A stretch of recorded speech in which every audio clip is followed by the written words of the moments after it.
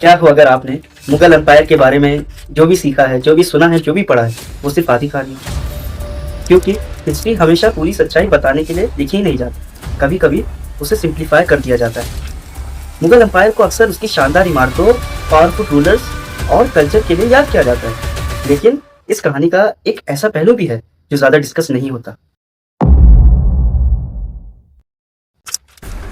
16वीं century की शुरुआत में एस्टेब्लिश हुआ मुगल एम्पायर, मुगल साम्राज्य धीरे धीरे इंडियन सब कॉन्टिनेंट के सबसे पावरफुल एम्पायर्स में से एक बन गया। शहर विकसित हुए, ट्रेड बढ़ा और बड़े बड़े मॉन्यूमेंट्स पावर के सिंबल बन गए।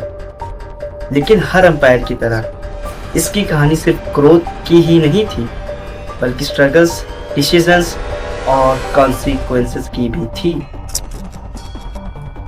टेक्स्ट बुक अक्सर क्या करती है, वो विजिबल अचीवमेंट्स पर फोकस करती है, जैसे आर्किटेक्चर, एडमिनिस्ट्रेशन, एक्सपेंशन, लेकिन वो हमेशा डीपर कॉम्प्लेक्सिटीज को नहीं दिखाती। इंटरनल टेंशंस, पॉलिटिकल स्ट्रेटजीज और उन डिसीजंस के long term effects. Mughal empire में पावर हमेशा स्टेबल नहीं थी। सक्सेशन सिंपल इनहेरिटेंस पर बेस्ड नहीं होता था, बल्कि अक्सर इंटेंस स्ट्रगल्स होते थे। भाइयों के बीच टकराव, अलायंसेस का बनना और टूटना, ये सब डिसाइड करता था कि आखिर कौन रूल करेगा।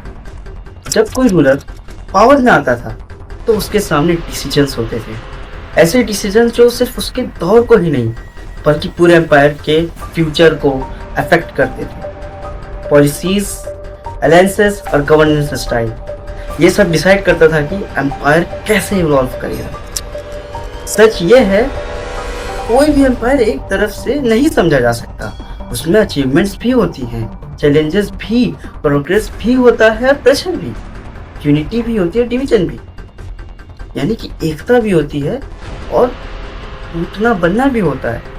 हिस्ट्री को समझाने का मतलब है दोनों साइड्स को देखना, सिर्फ एक को ही नहीं। समय के साथ वही फैक्टर्स जो एम्पायर की स्ट्रेंथ थे, ताकत थे, धीरे धीरे प्रेशर बनने लगते हैं।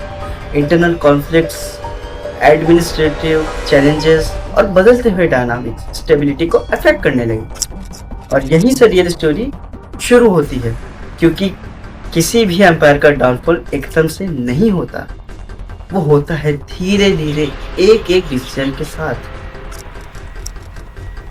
जब आप सरफेस के नीचे देखते हो, एक सतह के नीचे देखते हो, तब एक सादा कंप्लीट पिक्चर सामने आती है। सिर्फ एक पावरफुल एम्पायर नहीं, बल्कि कॉम्प्लेक्स सिस्टम जो ह्यूमन चॉइसेस से शेप हुआ होता है। और शायद हिस्ट्री का सबसे बड़ा लेसन भी यही है। ये सिर्फ इस बारे में नहीं है कि क्या हुआ, बल्कि इस बारे में है कि कैसे और क्यों हुआ। क्योंकि जब आप ये सवाल पूछना शुरू करते हैं, तब हिस्ट्री बिल्कुल अलग लगने लगती है। सब्सक्राइब करो रियल हिस्ट्री एक्सप्लेन को और हिस्ट्री को समझो उस तरह जैसे शायद आपने पहले कभी नहीं समझा हो। Thank you for watching.